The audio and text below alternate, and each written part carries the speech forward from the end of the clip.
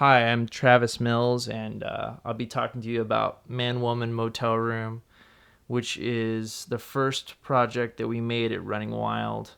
This sign that you see here is in Mesa. It's sort of an iconic motel sign that I always wanted to get on film somehow. I believe since then it was destroyed by a storm, but I don't know if they've repaired it.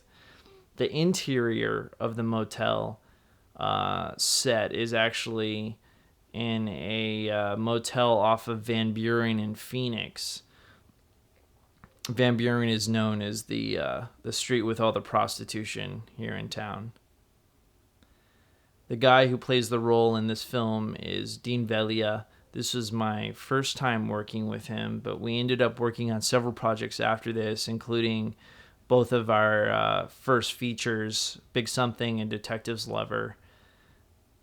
The girl her name is Kelsey Zoll. I met her at ASU. I saw her in a play, and we worked together twice, and she moved to LA not long after making this film. Like I said, this was the first project for Running Wild Films, and it actually happened before we had even had the name Running Wild. The way it came about is I hadn't made a film since leaving ASU.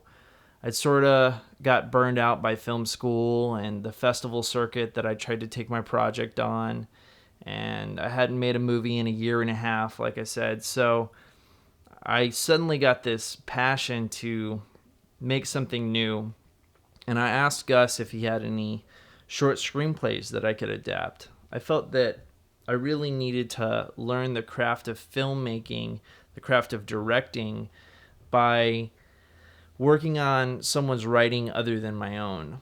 So he gave me Man Woman Motel Room. He didn't exactly give it to me, actually. He charged me $1 for the option. So I gave him $1, and I took it on as my first project. Now, the budget and the crew were extremely small for this, which set the standard for all of the stuff that we would do after. It cost me $60 to rent the hotel room, and, water and pizza for the cast crew came up to less than $100. The crew was actually just me and Emilio, the cinematographer. And there were times where he had to actually hold the lights up because we had no light stands, and I would watch the frame. We had no dedicated sound person on this. To me, Kelsey's performance here is a great example of an actor totally owning a performance, all aspects of it. The character here has definitely some bizarre ideas, but Kelsey just really takes her sexuality on with a lot of courage, and I respect her for that. In my opinion, there's not a moment in this film that we have any doubt that she is this girl. I really like these shots that Emilio got. I like that we can stay in a profile without having to see all of the character's face, and that they don't have to be lit. We get the idea without having to see them perfectly lit, which is something that really went against what I had learned in film school.